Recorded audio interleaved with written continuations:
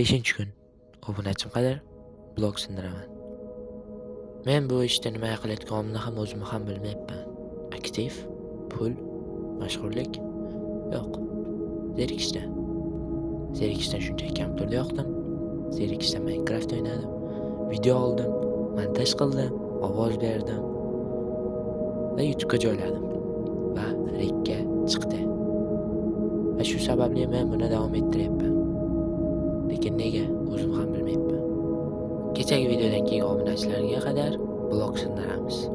Kechagi videodan atigi 5 ta obunachi keldi. Stream qila olmayotganligimning sababi bu YouTube kanal yangi ochildi.